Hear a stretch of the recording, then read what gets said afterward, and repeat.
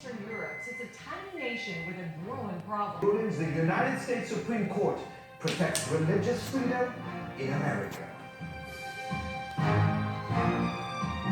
And Islam. Most of the churches in the New Testament are there. The city of Constantinople, now Istanbul, was the center of Christianity for centuries. When Muslim armies conquered the city in the 15th century, it became the center of the Ottoman Empire. In all that time, one symbol has endured, though in different incarnations. Now, as Dale Hurd reports, the Hagia Sophia is once more facing changes. It's long been the hope of many Turkish Muslims that the Hagia Sophia Museum would one day be converted back into a mosque. In Turkey's highest administrative court, the Council of State has decided to allow it. The Hagia Sophia was a church for more than 900 years, then a mosque for almost 500 years, and it remains a major symbol of the struggle between Islam and Christianity. It was changed from a mosque to a museum by the founder of modern Turkey, Mustafa Kemal Atatürk. Atatürk established Hagia Sophia as a museum to underline his vision of secularizing Turkey, and nearly 100 years later, I think Erdogan is trying to do the opposite. The coronavirus outbreak has made Turkey's already weak economy even worse, with trade and tourism dropping dramatically. And some suspect President Erdogan is using the Hagia Sophia issue to shore up his political base and distract attention from the poor economy. So it's not about a prayer space, it's not about building a mosque or providing for a mosque where that does not exist. It's rather using an issue of what I call Muslim nationalism or emphasizing Turkey's Islamic identity at the expense of others to mobilize his right-wing and conservative base. Pro-Erdogan leader Yunus Genç said, of course someone who is a Christian would be against the Hagia Sophia reopening as a mosque. This is natural. But we're Muslim, and we want this monument to serve as a mosque in Istanbul where Muslims are a majority. Bartholomew, the Patriarch of Constantinople, warns turning the museum into a mosque could bring confrontation and conflict. The European Parliament has also gone on record opposing the reconversion. Even some Russian parliament members are upset, and the United States Commission on International Religious Freedom has demanded the plans be withdrawn. First built in 360, destroyed by riots and then rebuilt under Emperor Justinian, the Hagia Sophia has undergone several name changes and even had its dome replaced after an earthquake. And now this historic structure could change yet again. Dale Hurd, CBN News. Aykan Erdemir has served in Turkey's National Assembly. He's now a senior director with the Foundation of Defense for Democracy. He joins me now with more now.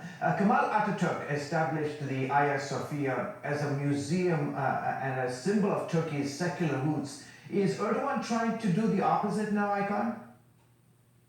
Definitely. There is a short-term and a long-term consequence to Erdogan's move. The short term is just to divert attention from his political and economic failing in Turkey. But the long-term significance is that this is his undoing of Turkey's separation of mosque and state. The 1934 decision to turn Hagia Sophia into a museum was a way of signaling that Turkey was moving from the Ottoman era of sectarianism and hierarchies to a secular republic of equal citizens.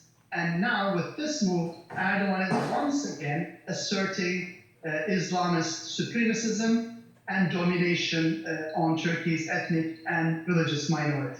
And to that point, Aykan, does this move cement Erdogan's ambition to make Turkey more Islamic, more fundamentalist?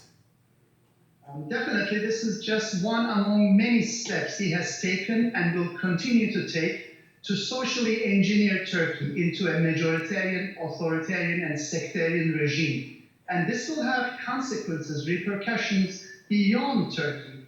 In the Middle East, there are many other supremacists, other sectarian state and non-state actors who would like to impose their will on ethnic and religious minorities. So I would expect other forced conversions of religious minority heritage sites in the Middle East and beyond. Yeah.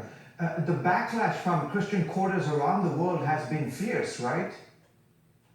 There has been a pushback from the US, from Greece, from UNESCO, but to be frank, this is not enough. I think we should have had more voices from around the world who care about Hagia Sophia as a World Heritage Site, but most importantly, we should have heard a more vocal opposition from Turkey's pro-secular Muslims who should reject Erdogan's sectarian and supremacist ideology and who should have come out in solidarity with all the Christians and other religious minorities in Turkey. Yeah, maybe we will see that in the days and weeks to come. I'm curious, Aykan, what are the implications for Turkey's tiny Christian community?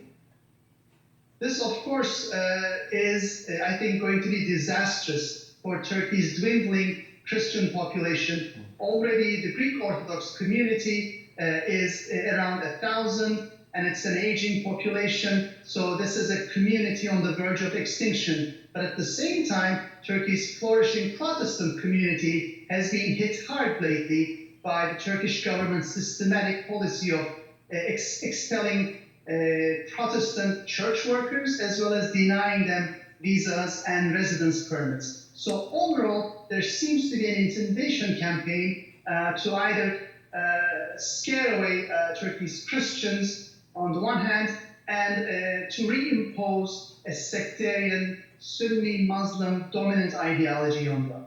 Yeah, okay, terrific. Aykan, thank you so much for joining us on the broadcast. Aykan Erdemir with the Foundation of Defense for Democracy. Thanks for coming on the show. Thanks. All right, religious tensions running high in the small Balkan nation of Montenegro.